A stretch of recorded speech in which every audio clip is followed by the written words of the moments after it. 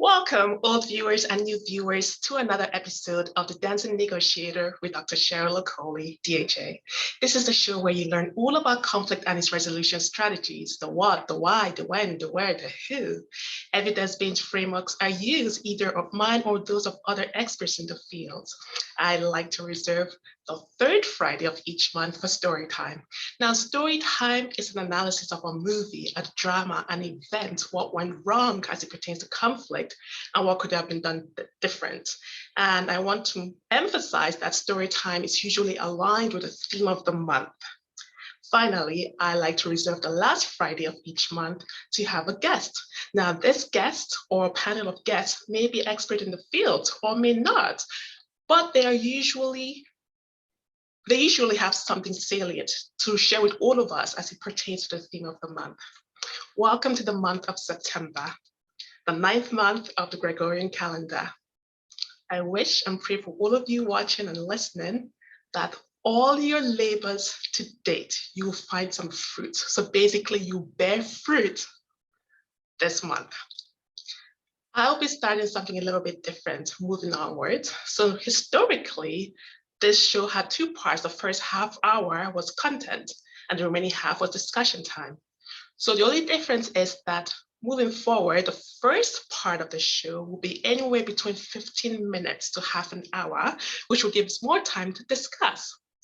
I highly recommend, if you've not watched the previous episodes, you go back and watch them on the Win-Win Women Network. Why? Because there are different themes there. Some of the themes have to do with business in healthcare, generation gap theory, forgiveness and conflict, policies and ethics, the list goes on. But for this month of September, the theme of the month is all about the administrative evidence-based practices. So basically, these were introduced by a group of authors by the name of Duggan et al. 2015. And what are they? So basically, they're multiple high-level agency structures and activities that are positively associated with performance measures. There are 5 of them. They allude to them as practices. I personally like to call them pillars. Why? Because for me, I'm very visual, and I believe that they are pillars that hold up an organization. And you need to ensure that one puts an effort, not just in implementation process, but evaluating each of those pillars, I like to call them. So what are they? I'll list them briefly. Today, we'll only introduce the first 2. And today, the content will be just 15 minutes. At least that's my hope, okay? So what are they? There are 5 of them: leadership, workforce development, partnerships, organization culture and climate, and last but not least, financial practices. So what is leadership all about? If I were to ask you, when you hear the word leadership, what comes to mind? Some people might describe it as an art, so as a verb, and some might describe it as a noun. If you ask me, I'll simply define leadership as the ability to influence others knowingly or unknowingly. But a group of authors, one author by the name of Guillotine, describes leadership or says it entails leading and influencing the development of shared values, vision, and expectations to enhance organizations' planned goals and overall effectiveness.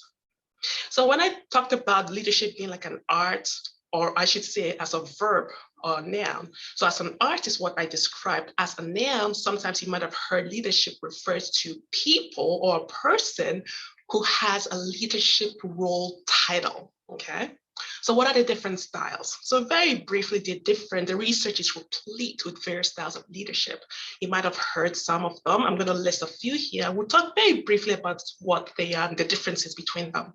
So we have transactional, transformative, servant, ethical, authoritative, authoritarian, situational. So when you talk about transactional, so right there, it gives you a clue. It's all about transactions. You give me something, I give you something. So yeah, commonly we think about maybe wages. You work for an employer, you get paid. You might have an employer, depending on the dynamics of a work setting, might have to negotiate with staff in terms of the overtime. Now, again, depending on if you're unionized or not, there's certain allowances in terms of negotiation processes. And if it's strictly unionized, you must go by the collective agreement to prevent unnecessary conflict situations, negative conflict situations. Now, transformative, as the word implies. And again, I'm giving you a very high level overview about what these are. There's much detail that applies to each of these leadership styles, and we're not going to go into that today.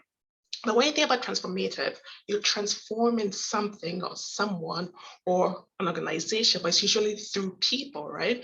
So when you talk about transformational leadership, you do need to know who you're leading, their learning styles to some extent, depending on the size of your team, and then helping them with change management, right? So it's about transforming an organization. I don't want to say transforming a human being per se, but there's some certain aspect of that. But it's about coming side by side with somebody to transform them to effect a positive change. Now, when we talk about servant leadership, some of you might have heard it being thrown out there quite a bit more than normal in the past few years. So servant leadership. Now, that is my style of leadership. Now, some people might think it's almost like a dichotomy or an oxymoron, servant and leadership. How's that possible? Well, yeah, when you have a business, some say we have a service that we provide. Right there, the word serve, serve. You're serving people, you're serving a population, a group of people, right? In providing the business you're giving them. So with a servant leadership, the mindset is usually one of altruistic. You are performing a service. There is a transformative component, plus the ethical guidance in how you run your business. You might say any of the leadership styles incorporates ethics, but there's something special about the servant leader. So again, it sounds like an oxymoron, a dichotomy, but that is a leadership style that is shown to produce the effects, long-lasting effects for both employee performance, retainment, recruitment, and enhancing organization productivity.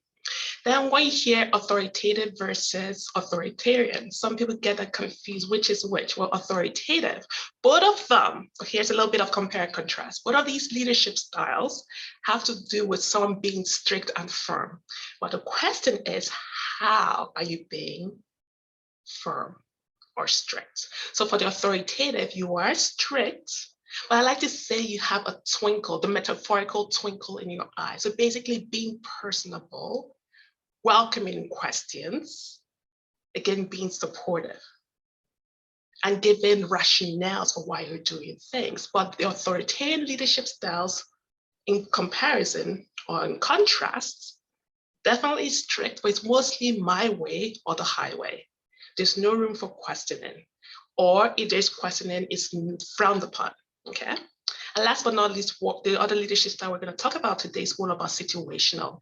So currently in a world where there's crisis, new policies are being adopted, or no policies exist, the leadership style, you hear situational. So it's basically adapting, shifting to whatever is being presented to your organization, basically from an internal perspective or from an external perspective.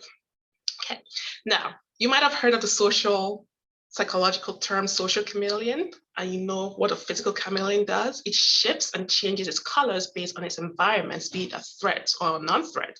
So the situational leader, that leadership style, you flex and change depending on what's going on in your organization. And hopefully when you flex and change, your character is one of integrity, and you don't stoop down to do unethical things while you're shifting in that situation.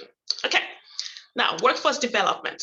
So when you think about workforce development, I personally like to look at it in twofold, from a macro perspective and from a micro perspective. So macro perspective has to do with organizational level, if you will. So things like, again, look at the word for workforce development. How do you develop your workforce, whatever that might comprise? So an example would be, number one, you could want to engage with the labor market. You want to use and implement and employ integrative human resources practices that are shaped by the environment or context that you're currently living in, okay? It could be provincial. So one classic example that comes to mind would be regulatory bodies for professions. They have requirements in order to ensure that their members are serving the public safely, right? You might have some provincial educational systems that your workforce need to have prior to being employed or registered. Now, at the micro perspective, the most common thing that comes to mind is orientation. So orientation can overlap with macro in the sense that depending on the size of your organization, right? Orientation could be departmental focused, which it usually is, but it's usually that overarching organizational orientation one needs to adapt to. So it could be things like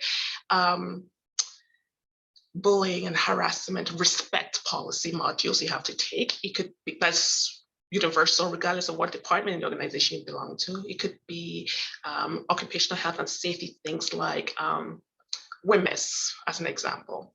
And then again, at the micro level, you have coaching, you have mentoring. With coaching, some people get a little bit uncomfortable when they hear their supervisors say, you know what, I think I'd like to coach you or refer you to someone to coach you.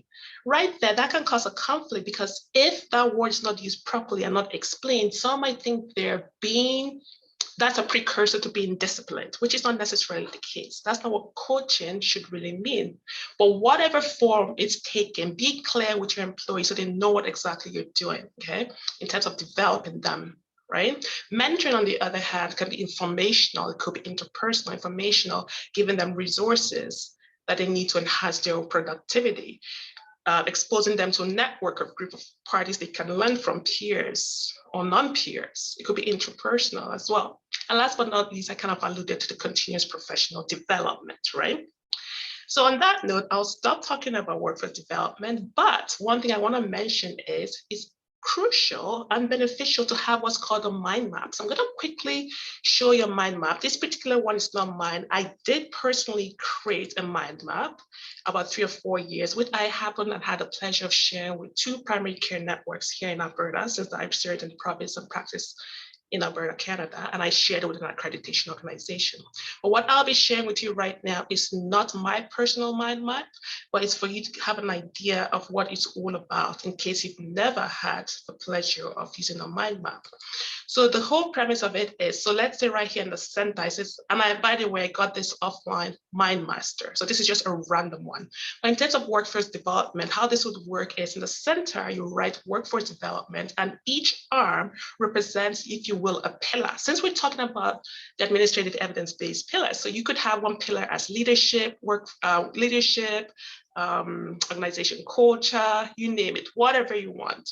And then from it branches out sub goals. So you could talk about the external branches as goals or objectives.